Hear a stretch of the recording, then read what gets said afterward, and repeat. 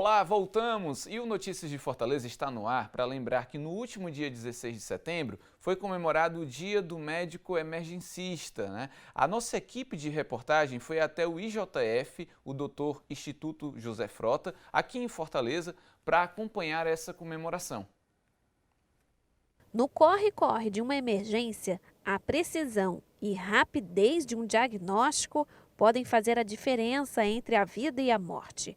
E nesse momento, a atuação do médico emergencista é fundamental. Ele tem um conhecimento de várias especialidades. Entretanto, ele tem um campo de atuação bem preciso. Ele não entra nas outras especialidades. Então, a questão, ele está ali para justamente fazer o primeiro atendimento do paciente grave. Fazer esse primeiro atendimento, estabilizar esse paciente e depois, dependendo da situação, se for um paciente cirúrgico, vai para o centro cirúrgico, a especialidade que está lá vai dar segmento. Se for um paciente crítico, precisa de leito de UTI, ele vai para um leito de UTI e lá o médico intensivista vai dar segmento e por aí vai, entendeu? Então, assim, o primeiro atendimento ele é definidor de mortalidade. Um primeiro atendimento bem feito diminui mortalidade. Do mesmo jeito, com o primeiro atendimento bem feito, ele diminui morbidade, ele diminui sequelas, entendeu? Então, assim, é importantíssimo isso. Com conhecimento em diversas áreas, como cardiologia, gastroenterologia e cirurgias, o profissional tem que ter o domínio e habilidade, fatores que contribuíram para a escolha profissional dessa médica residente. Eu escolhi a medicina de emergência porque eu sempre gostei de trabalhar com paciente crítico, paciente grave, né? E a medicina de emergência sempre me atraiu e eu queria ficar muito boa nisso, eu queria saber mexer com esse paciente, eu queria ter domínio sobre esse paciente, queria me sentir segura naquele lugar, que eu gostava tanto de estar. E assim, a medicina de emergência, ela concentra, a gente diz, os 15 minutos mais interessantes, né, os 15 minutos críticos de todas as especialidades. Naquele momento ali a gente tem que ter decisões rápidas, né, e efetivas para poder contornar o quadro do paciente. Relativamente nova no Brasil, a especialidade, que tem cerca de 20 anos e só foi reconhecida há 5, ainda é uma área que pode ser muito explorada. A medicina de emergência, por ser uma nova especialidade, ele é um campo bem aberto também para o ensino e pesquisa. É bem gratificante estar no ensino, tanto na graduação quanto na preceptoria da residência médica, sobre a medicina de emergência. É uma área onde, com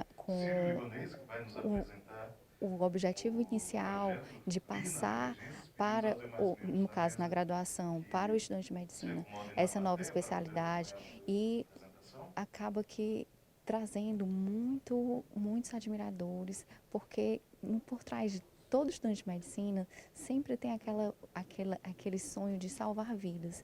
Então, é vamos dizer assim, um local de trabalho, no caso, né, a docência também para emergencista. Em Fortaleza, os profissionais estão em diversas unidades de saúde. É fundamental ter esse tipo de profissional. É um olhar totalmente diferenciado na hora do atendimento desse paciente. Imagina, esse profissional, ele foi treinado para fazer aquilo, né? Então, assim, e outra coisa, além dele ter sido treinado para fazer aquilo, ele está naquele local fazendo o que ele gosta.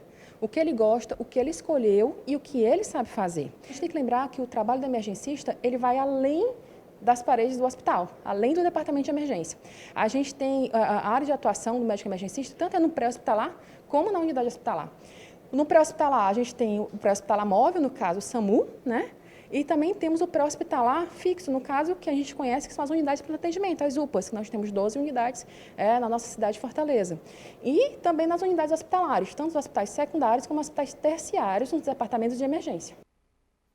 Uma especialidade muito importante, né? E para falar mais sobre essa especialidade de médico emergencista, a gente tem dois convidados aqui. A doutora Patrícia Lopes Gaspar e o doutor Everson Abreu, de Abreu. Os dois são residentes em medicina de emergência no IJF e estão aqui para responder algumas perguntas. A gente já teve ali mais ou menos o que é que faz um médico dessa especialidade, né? Mas o que é exatamente, como é que funciona o dia a dia de um médico que trabalha em emergência, principalmente num hospital como o IJF? Então, eu e o Everson, nós somos residentes de medicina de emergência, né? Nós somos profissionais médicos fazendo uma especialização para no final de 3 anos a gente virar médico emergencista, né? E aí, durante esses 3 anos, a gente atua em praticamente todas as emergências de Fortaleza, né? A gente atua nas salas de parada de JF, HGF, Messejana, UPAs, SAMU. Então, acaba que na nossa formação, durante esses 3 anos, a gente acaba tendo esse contato com todas as emergências. E o que é que a gente faz nessa emergência, né? A gente vai lidar com aqueles pacientes críticos, né? Que nos primeiros minutos mais graves, os primeiros minutos mais críticos dos doentes. E aí, dependendo do hospital que a gente esteja, a gente vai lidar com determinados tipos de doenças, né? A JF, a gente vê muito trauma, né? Vê muita intoxicação, vê muito paciente vindo de acidentes que o SAMU traz de fora. Você vai para Messejana, Hospital do Coração, referência daqui, né? A gente vê muito paciente com infarto, paciente com doenças pulmonares. Então, a depender de onde a gente trabalha, a gente vai lidar com pacientes dos mais diversos tipos de patologias, né? E é uma especialidade assim recente no Brasil, pode-se considerar assim? Em comparação ao surgimento dela há alguns anos atrás? Sim, boa tarde a todos. A residência de medicina de emergência no Ceará, a segunda residência de emergência no Brasil, né? A primeira residência de emergência surgiu em Porto Alegre, tá certo? A gente tem a segunda residência de emergência no Brasil, surgiu em 2008, não como programa de residência específico, oficial, porque inicialmente a medicina de emergência não era considerada uma especialidade médica, né?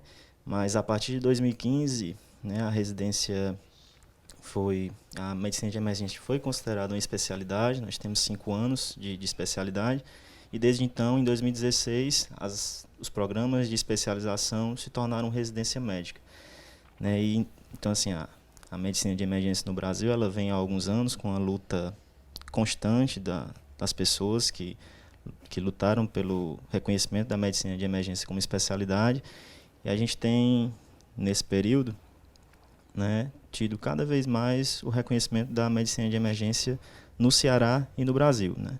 Inicialmente nós tínhamos poucos programas, hoje a gente tem vários programas no Brasil e a tendência é que a gente passe de 100 programas em 2021. Então, assim, a medicina de emergência ela vem crescendo no Brasil de forma progressiva.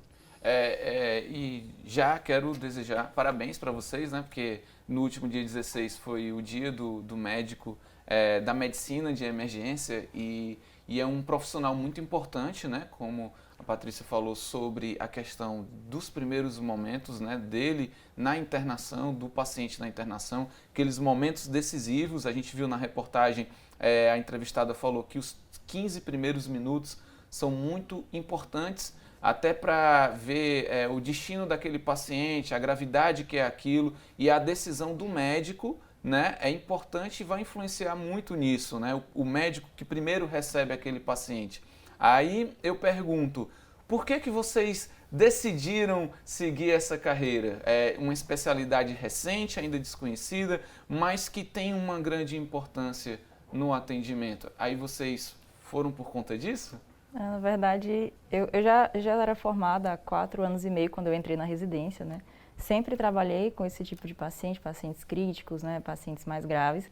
Mas aí você sente uma necessidade de se especializar naquilo que você gosta de fazer. Assim como quem gosta de cardiologia se especializa nisso, quem gosta de pediatria se especializa nisso. Eu gostava de emergência e quis me especializar nisso. E aí, como é uma residência que estava surgindo ainda, é um desafio para a gente ainda, né? A gente acabou entrando na residência para comprar essa briga de querer aprender mais, de querer se especializar, de querer ser o especialista daquela área. Porque realmente é importante que você tenha, naquele setor de emergência, o melhor profissional treinado para trabalhar ali. Claro. Assim como você precisa do melhor profissional treinado para uma cardiologia, para uma pediatria, a emergência é um profissional treinado que foi capacitado durante 3 anos, que é a nossa residência, para estar ali naquele local. Então, é isso que a gente faz durante esses 3 anos, ser capacitado para atender qualquer tipo de doente crítico que chegue na nossa emergência de qualquer local. Intenso isso, né, Everson? E assim, é importante lembrar que, além do atendimento direto ao paciente, a medicina de emergência hoje está voltada também para outros aspectos, não só em relação ao atendimento direto, mas, por exemplo, a gestão do serviço de emergência. A gente tem visto que os serviços de emergência eles têm uma lotação, a demanda é muito alta, muitas vezes os serviços eles não conseguem dar conta da demanda, a gente acaba vendo aquela superlotação nos hospitais e quando você tenta colocar pessoas especializadas gerindo aquele setor, né, você acaba tentando otimizar e dar um melhor andamento para o serviço, tanto na gestão como na questão do ensino também. Então, assim, a medicina de emergência é fascinante, né? A gente acaba que, se você conversar com pessoas que fazem a residência, os nossos egressos, médicos emergencistas já de formação, quando você conversa com algum deles sobre a medicina de emergência, o brilho salta aos olhos.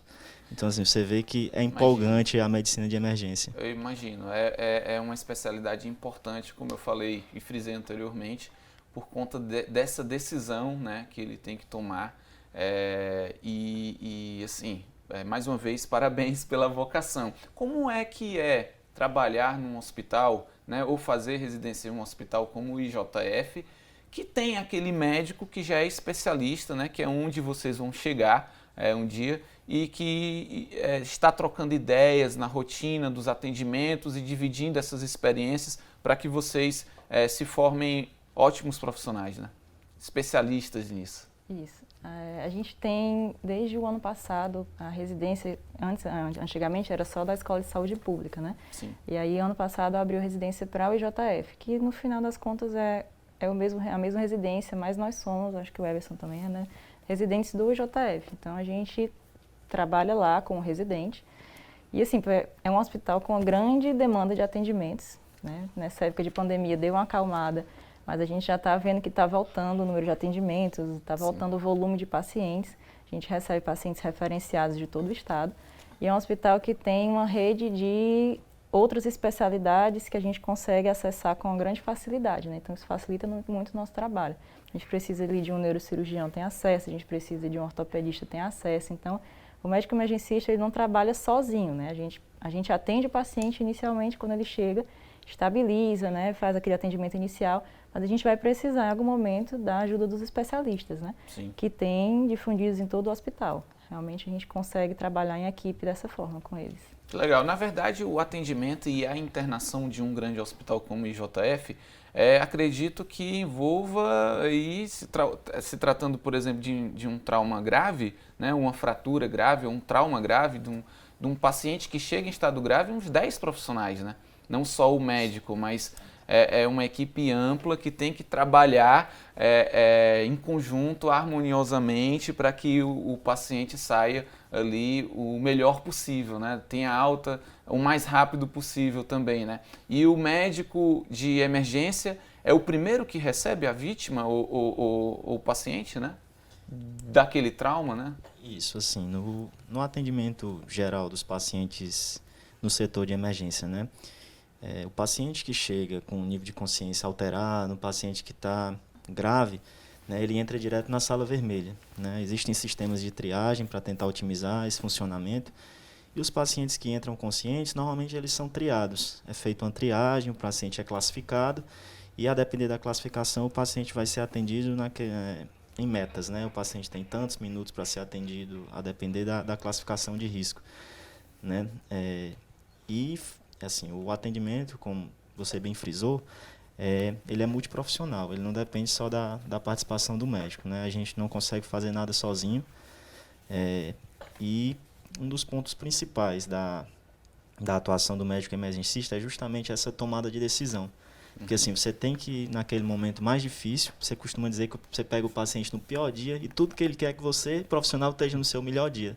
Entendi. Né? Então, assim, é difícil muitas vezes tomar essa decisão e a gente passa todo esse período de especialização aprendendo a fazer essa tomada de decisão, né? Seja no trauma, seja um paciente clínico, né? Um paciente cardiológico, um paciente oncológico, um paciente tem que saber qual é o paciente que vai entrar no hospital, qual é aquele paciente que precisa ficar 6 horas de observação e pode ir para casa, e aquele paciente que precisa de um simples atendimento e vai para casa. Então, assim, essa tomada de decisão muitas vezes é difícil. E Entendi. Isso é o o ponto-chave da medicina de emergência. Pois é, às vezes quando você tem que tomar uma decisão na vida, né, e tem a oportunidade de pensar e refletir, muitas vezes nem toma a decisão correta, né? Imagina você tomar uma decisão, né, por mais que você tenha um baseamento científico, né, para aquilo e entenda daquilo, você está decidindo por uma outra pessoa também, né? É uma responsabilidade muito grande. O médico emergencista, ele pode atuar ou trabalhar fora do ambiente hospitalar? É possível isso? Como é que funciona? O Everson tinha mencionado anteriormente, né? A gente não trabalha só, porque é uma pergunta que a gente recebe muito, né, das pessoas. Você vai viver o resto da sua vida de plantão? Dentro de um hospital, né? Fazendo só aquilo, é isso mesmo? Não? A gente ama fazer isso, eu amo fazer isso. Eu amo trabalhar com plantão, eu amo trabalhar em salas de parada com pacientes graves, mas não é só isso, né? A medicina de emergência, ela tem uma ampla rede de atuação, né? A gente atua muito, como ele falou, na parte da gestão, né? Porque nós somos treinados também para fazer gestão hospitalar dos hospitais, das emergências. Somos treinados, né, durante nossa formação para dinamizar aquela emergência e tornar um local mais organizado, né, e tornar um local mais acessível, que consiga organizar os pacientes de uma forma que não fica aquela lotação que a gente vê muitas vezes, né. Então a gente pode atuar nessa parte da gestão. Temos alguns emergencistas formados já nossos na gestão de alguns hospitais, até alguns falaram aí na entrevista. E, além disso, a gente consegue atuar na parte do ensino, né? Na minha faculdade, na época que eu fiz faculdade, na UFC, não era um emergencista que me dava aula sobre emergência. Hoje, a gente já está querendo mudar um pouco esse cenário, né? Se você vai aprender sobre emergência na faculdade, o ideal é que seja um médico que é especialista nisso. Então, essa parte do ensino, a gente também está tentando entrar agora. Muitos de nós, quando se formam, fazem mestrado, doutorado, exatamente para entrar nessas faculdades, né? E a parte da pesquisa também é um campo aberto para a gente, né? A gente sabe que hoje em dia as pesquisas em medicina elas são muito restritas no ambiente da emergência, né?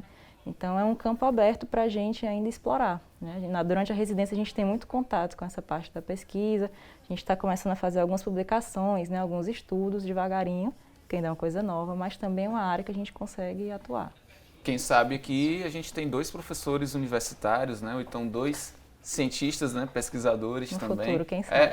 É possível, né, para não pensar, desmistificar que um médico emergencista é só o que fica no hospital atendendo, não é isso? Jamais. Legal, o papo tá bom, tá? Mas a gente vai fazer agora um intervalo e a gente volta muito rápido, não sai daí.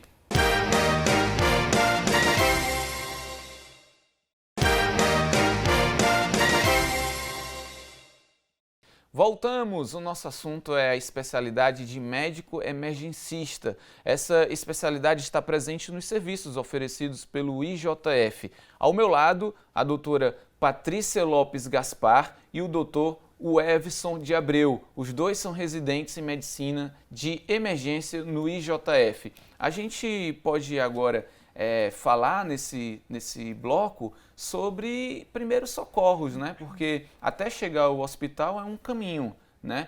E o médico emergencista, como a gente já comentou, essa tomada de primeira decisão é importante.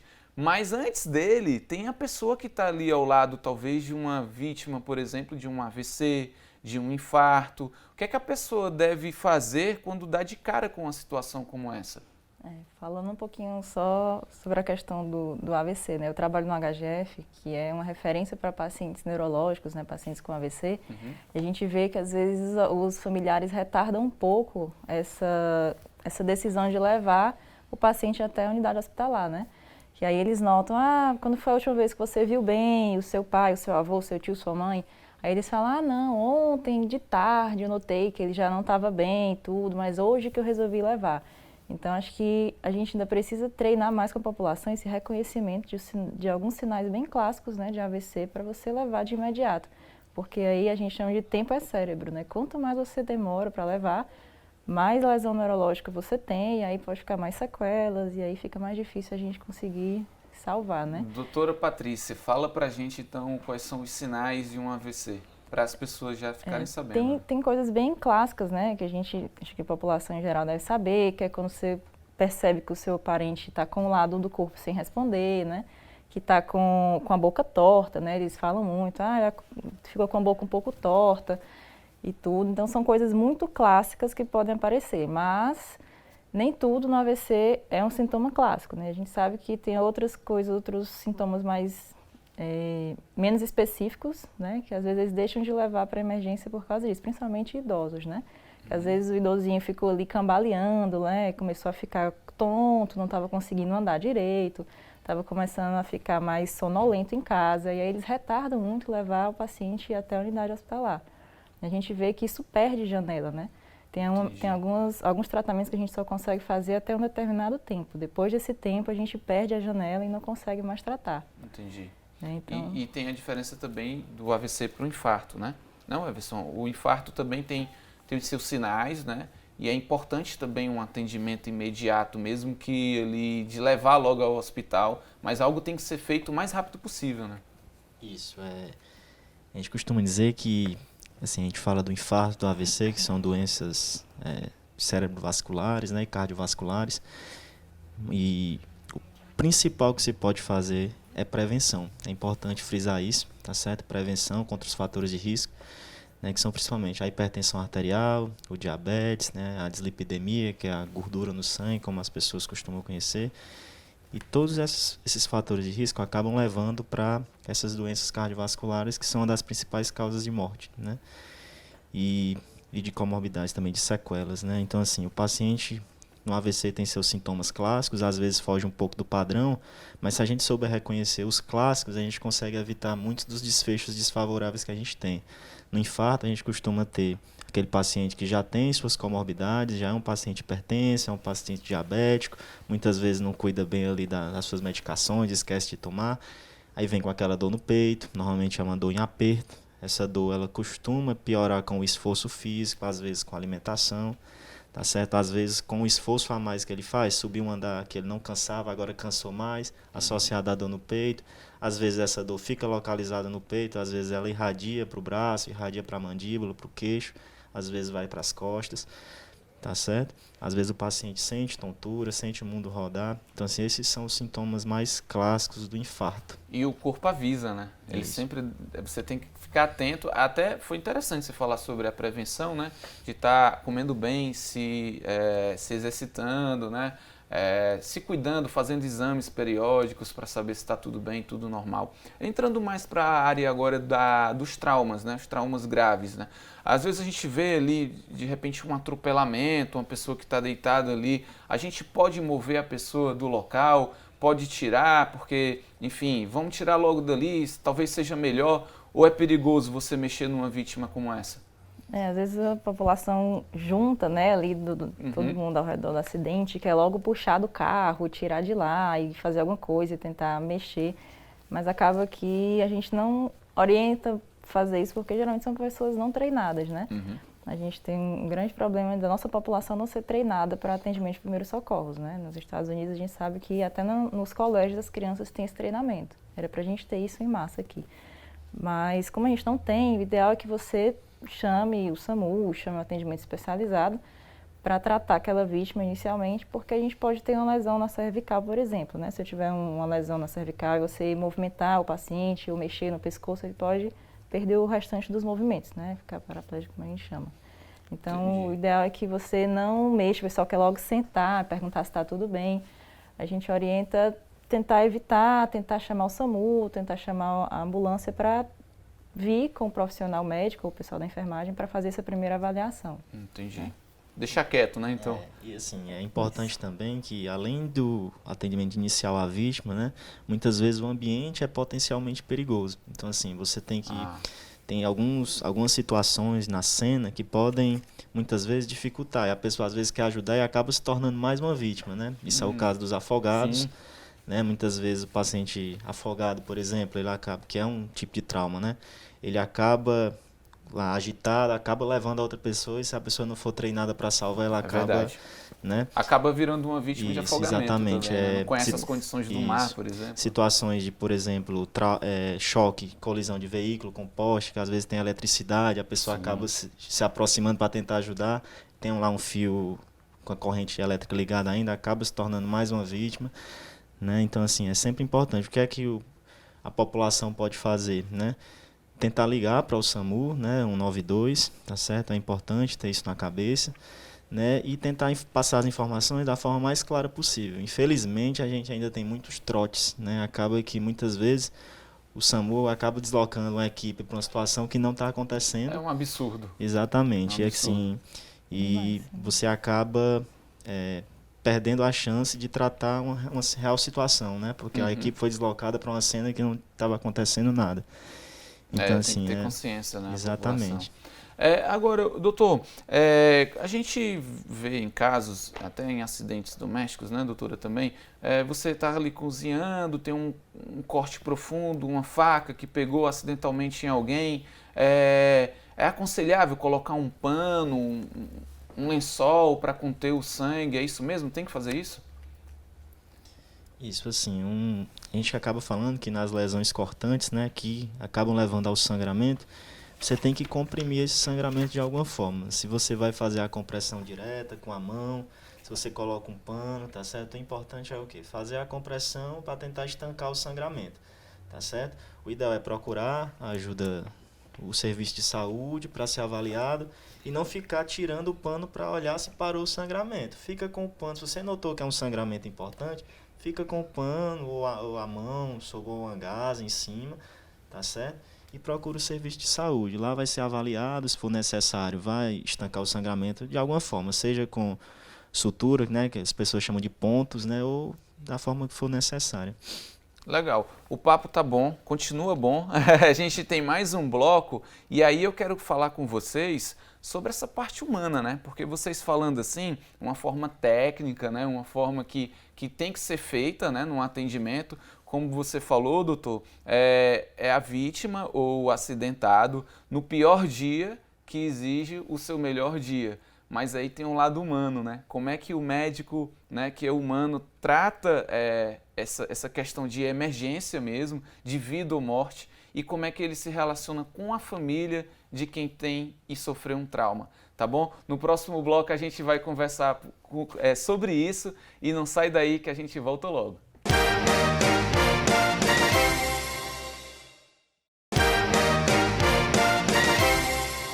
Voltamos com notícias de Fortaleza, a gente continua falando sobre a especialidade de medicina de emergência, né? O médico emergencista, um serviço muito presente no Instituto Dr. José Frota, o IJF em Fortaleza.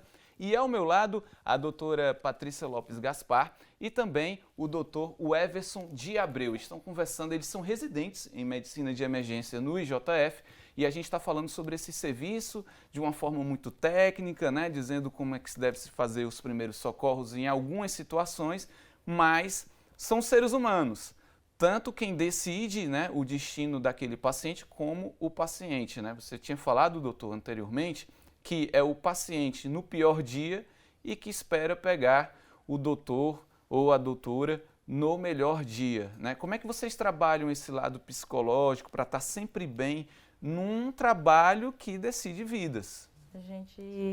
A nossa residência é um pouquinho diferente das outras, que a gente tem um acompanhamento com psicólogos, né? Que acaba que por a gente ter essa grande carga, né, de trabalho em setores muito estressantes, a gente acaba tendo que ter mais tranquilidade do que os outros profissionais, né? Então, é uma virtude que a gente tem que desenvolver, se você não tiver, durante a residência, tem que desenvolver para você ter tranquilidade e saber trabalhar em equipe, né, durante situações de emergência. Porque imagina só, você chegar numa sala de emergência lotada, com um aqui entrando em parada, o outro aqui tendo que entubar, o outro chegando em um quadro grave, outro sepse. A gente tem que saber dominar, né, o nosso plantão. Então a gente acaba tendo que ter essa tranquilidade, né, tem que ter tranquilidade, tem que saber trabalhar em equipe, tem que saber tomar as decisões de forma correta e rápida, né? Não dá pra gente ficar fosforilando e pensando, a gente realmente tem que ter esse mindset, né, que a gente chama. Sim. Tem que ter essa tomada de decisão correta, precisa, mas de forma tranquila. Não adianta a gente ficar ali gritando e berrando no departamento de emergência, porque já está todo mundo um pouco estressado, né, pela situação, principalmente nos nossos hospitais, que a gente tem uma demanda de pacientes muito alta, né? A gente tem salas de parada muito lotadas, né? Emergências muito lotadas. Então, nós não precisamos ser mais um estressado naquele local, já que já está todo mundo assim. Entendi. Então, vê se eu entendi direito. Vocês precisam de um psicólogo sempre. Quer dizer, o Everson vai para um psicólogo, então, diante da profissão que tem, é isso? Isso, assim, a nossa residência, né, como a Patrícia falou, dispõe de um serviço de psicologia, né? A gente é assessorado por eles, né? Faz parte da residência. E assim, a gente tem encontros periódicos, né? Para falar das demandas, dos fatores estressores, né? Além do serviço, assim, não são só flores, né? A residência também tem uma carga horária a ser cumprida, né? Tem atividades a serem desenvolvidas. Então, assim, a gente Eu até precisa... agora não vi flores, vocês estão falando só flores, não é só o trabalho, né? Muitas A gente flores. fala flores porque, assim, é gratificante, Eu né? sei, eu tô brincando. Então, assim, a gente tem que estar todo o tempo trabalhando a mente também, né? Assim, para poder conseguir desenvolver um trabalho bem feito, né?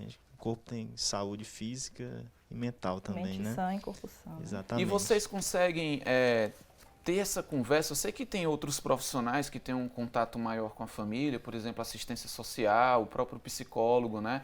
Mas vocês conseguem também ter esse contato com a família do paciente ou não dá tempo para isso? Não é a parte de vocês? Ou vocês também trabalham isso? Como conversar com a família de um paciente que está em estado grave, por exemplo? Na verdade, a gente precisa ter esse contato com a família, porque é da família que vem a fonte da história. Legal. Às vezes os pacientes chegam tão graves que a gente não consegue perguntar para ele, um vozinho desorientado, ou então que chega em parada cardiorrespiratória.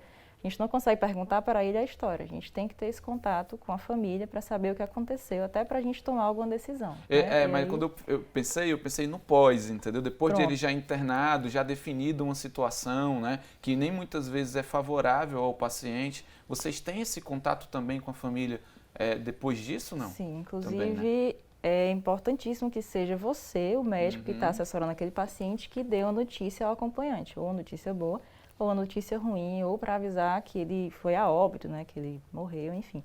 A gente que tem que dar essa notícia, até porque alguns locais a gente vê que acaba que são terceiros que chegam para dar essa notícia, às vezes o acompanhante não entende, né, ele vai querer fazer perguntas e aquele terceiro que está dando a notícia não sabe por quê, não vai saber responder. Então é importante que você, o médico que tratou o paciente durante aquele período que ele ficou na emergência, dê essa notícia para o acompanhante. Né? Legal. Para a gente já caminhando para um encerramento, dicas rápidas. Quem sofre queimadura em casa, queimadura séria, faz o quê? Logo assim, de início. Isso, assim, o mais importante a gente sabe que queimadura dói, né, na maioria das vezes.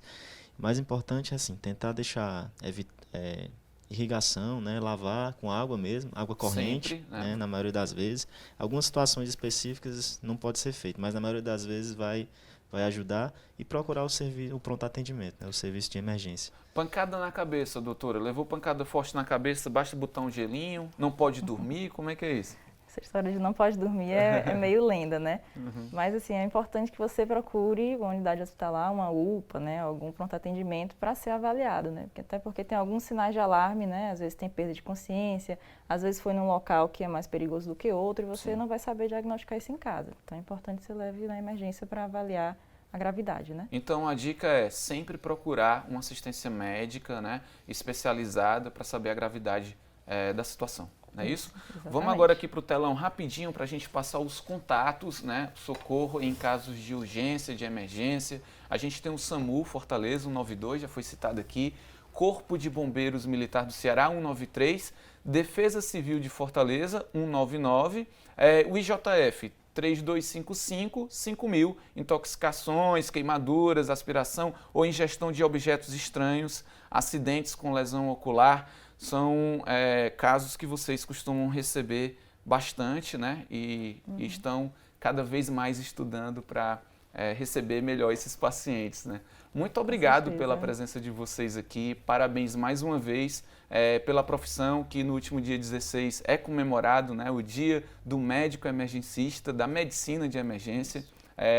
Parabéns e obrigado pela presença dos dois aqui. A gente que agradece o convite, é importante a gente passar essas informações para a população, Sempre. né? E acaba que com a especialidade nova, cada vez mais pessoas vão conhecendo e sabendo um pouquinho mais da gente. Legal. O Everson, quer falar mais alguma coisa? Não, só agradecer a oportunidade, né, de estar passando essas informações, como a Patrícia falou, né, estar divulgando a nossa especialidade, que é uma especialidade nova, né, mas que tende a crescer e tende a se consolidar cada vez mais, tá certo? A gente está à disposição da população, né? Provavelmente você vai encontrar um de nós por aí nas emergências, tá bom? E é isso que a gente espera, tá sempre tratando bem, né? Legal, muito sucesso para vocês, tá bom? Bem, Obrigada. o Notícias de Fortaleza fica por aqui. Você continua com a nossa programação na TV Terra do Sol. A gente se vê em breve, tá? Forte abraço, tchau!